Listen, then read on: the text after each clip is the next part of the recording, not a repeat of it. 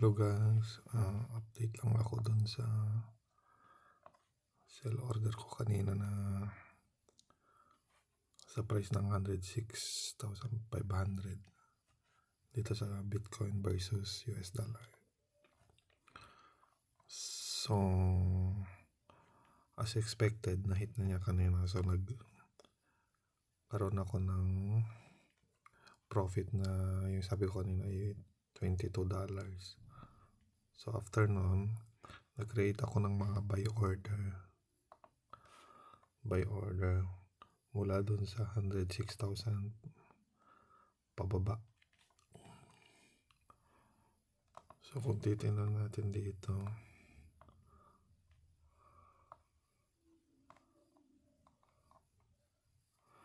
so yan,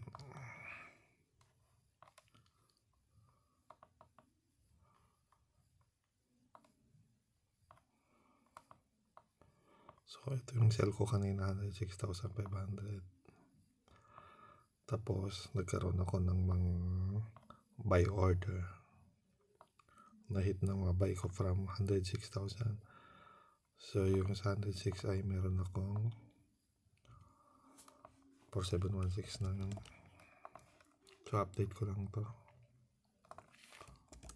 4716 na yun. So 50, tapos another 105.5,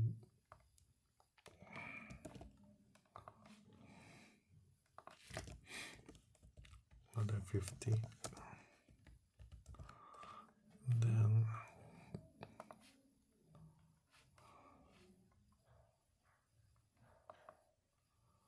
sa 105 meron din, na-hit din siya.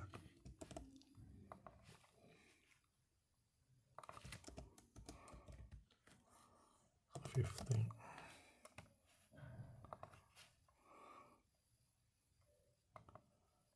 pati yung 104.5 na-hit din.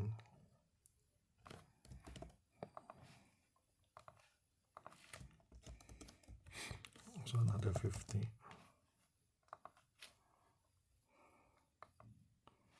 So yan, 100. Hanggang doon lang siya sa 104.5 bumaba. So nag-create din ako ng buy order from 104,000 to 102. So ano ba?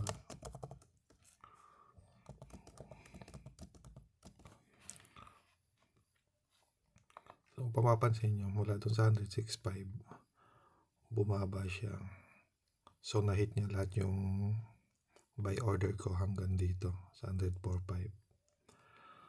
So dito sa part na to, nakabili ako. So ngayon, tumaas ulit siya. Bumalik sa dating price. Actually, mas mataas pa siya dating price. So kung makikita nyo dito, nagkaroon na siya ng profit ulit. So since konti pa lang siya, nag-decide muna ako na hindi muna ibebenta. So antayin ko muna yung movement nito kung tataas pa siya. So guys, as of this moment, ito yung pinakamataas na naabot ng Bitcoin price. So last time na siya na is nung January 21. Ang all-time high niya ay dito sa part na to.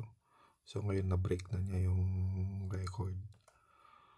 So nagke-create siya ng bagong ngayon record.